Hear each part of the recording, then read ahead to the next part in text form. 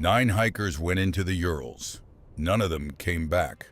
Tonight, we reopen the file on Dyatlov Pass.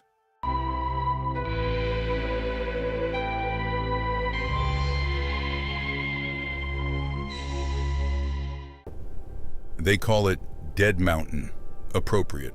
In February of '59, 9 hikers turned it into a morgue. But the mountain didn't kill them. Not exactly. Nature is messy. This was clinical. Look at the tent, slashed from the inside. They weren't running to something. They were clawing their way out of a trap.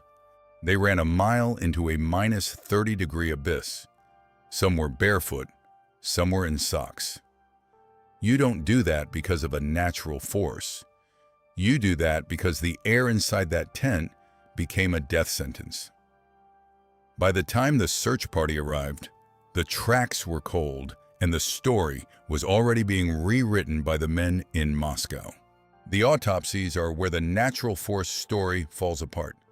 Massive internal trauma, broken ribs, shattered skulls, the kind of damage you see in a high-speed car wreck. But the skin? Not a scratch, no bruising, no struggle.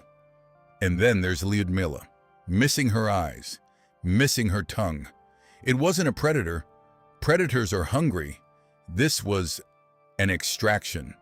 The official story? A slab avalanche, a dense, silent block of snow detaching from the mountain and sliding onto the tent while they slept. It's neat. It's tidy. It gives the bureaucrats an excuse to close the folder. They say the hikers cut their way out in a panic, fearing they'd be buried alive.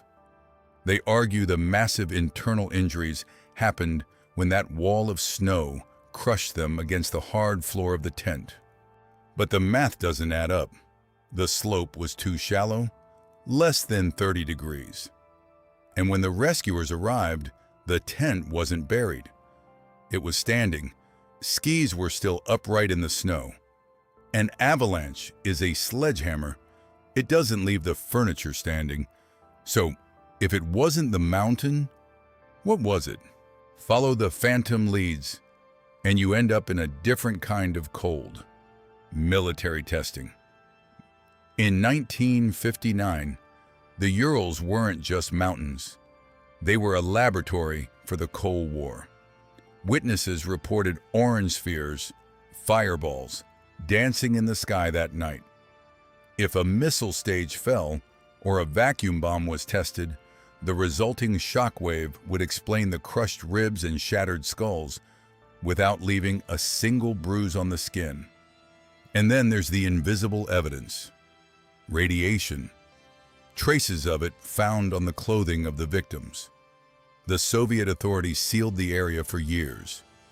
If it was just a landslide, why the secrecy? Why the Geiger counters? In this game, silence is usually a confession. Then we have the anomalies that both sides try to ignore. The missing eyes, the missing tongue. Some call it scavengers. I call it a distraction. And the skin?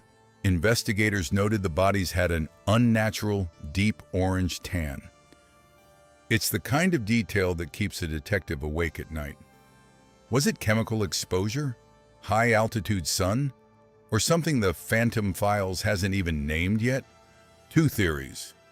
One says nature is a killer.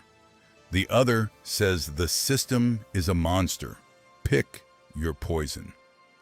But remember, on Dead Mountain, the only thing that doesn't lie is the ice. The Soviet Union is gone. The hikers are long buried. But the mountain? The mountain doesn't forget. We're left with 2 versions of the truth.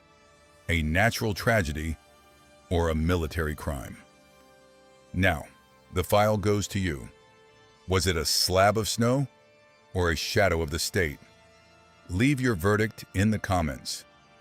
This has been case file number 004. Case closed for now.